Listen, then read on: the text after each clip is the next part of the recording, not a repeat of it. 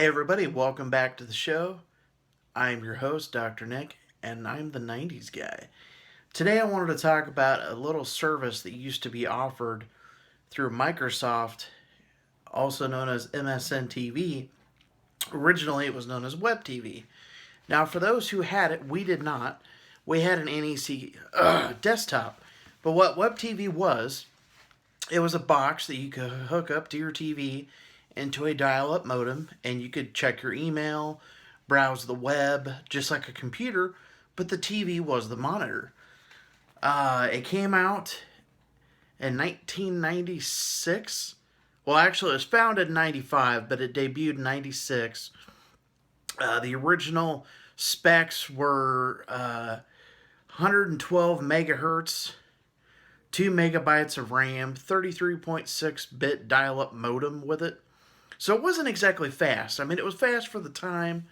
As a matter of fact, one of the engineers that actually worked on it was Andy Rubin, the creator of Android OS, which is pretty cool.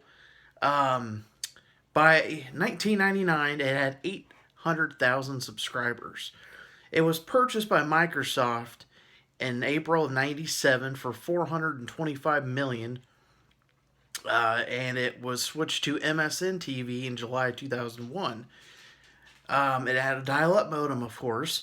And the interesting thing about WebTV was you could also hook it up to your VCR if you wanted to capture video or pictures, which was kind of revolutionary for the time. I did not have one. Like I said, we had an NEC desktop during that time. But for those who had it, later on, there was also an option that was kind of like TiVo, that it could record TV shows and stuff like that. The technology eventually reached that point.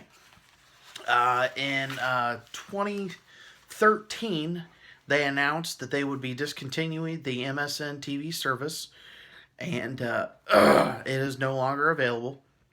They were offered the DSL or dial-up modem service offered by MSN.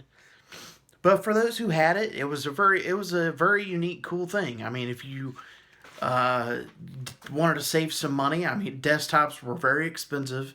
They were still close to over $1,000. The price points were, for the Sony version, it was $349.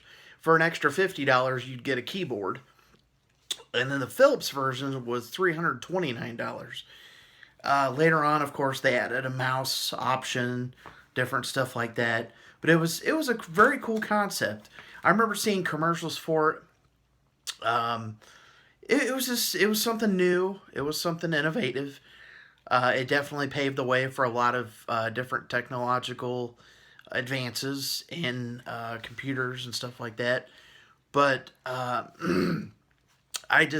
I love learning about these things that the technology that happened during my growing up and sharing that information with you.